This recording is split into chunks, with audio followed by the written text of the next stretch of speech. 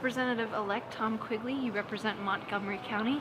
Tell us, what was your motivation to run for office again? You were formerly a representative. Yes, I was first elected in 2004 and then re-elected in 06, 8, 10, and then lost a close one in 2012. So I felt that there were still a lot of issues to still address, particularly the property tax issue, which is big in Montgomery County and in my district. So I felt with the closeness of that loss, it was only 0.7%, that I still felt I had more to offer, and I think that's why I decided to try to run again. And I did have a contested primary, which I think was a good test for me to, again, make sure that the voters were still interested in having me be the representative, and I received an overwhelming response in that primary.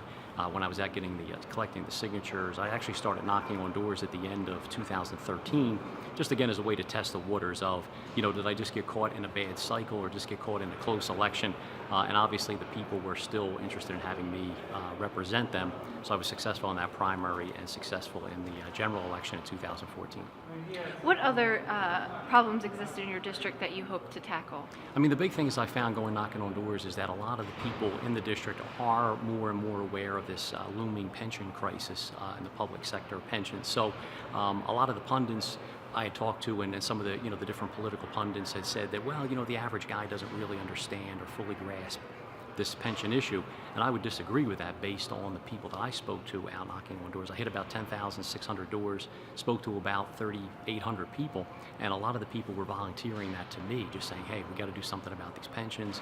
And I think the average person is starting to connect the dots between the higher property taxes, the school funding issue, and this pension issue. So I think that's something that we definitely want to take a closer look at and come up with some meaningful pension reform to preserve the benefits that are there for the existing pensioners, but also save the taxpayer the problem of being on the hook for any of these shortfalls or downturns in the underlying investments within those pension funds.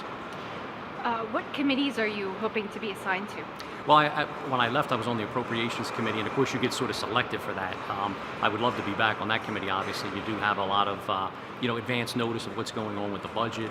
You do get to talk to all the different state departments in the appropriations hearings, so it's very informative from that standpoint. And then, of course, you can relay that information to your constituents and give them perhaps a better understanding of how the state government's working and what the budgetary problems are.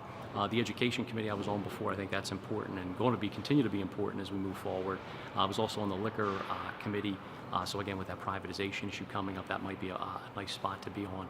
I was on the Human Services Committee, which was also very informative, and you get to see the scope and the problems of some of our truly needy people in Pennsylvania, special needs people, things of that nature. So if I could get back almost, you hope you could start over where you left off, but that may or may not be possible, but I certainly would like to do that. What do you like to do in your free time whenever you find that? What hobbies or interests you have? Mostly reading, just keeping up on the news, reading of fact-based books, biography, politics, history, things of that nature.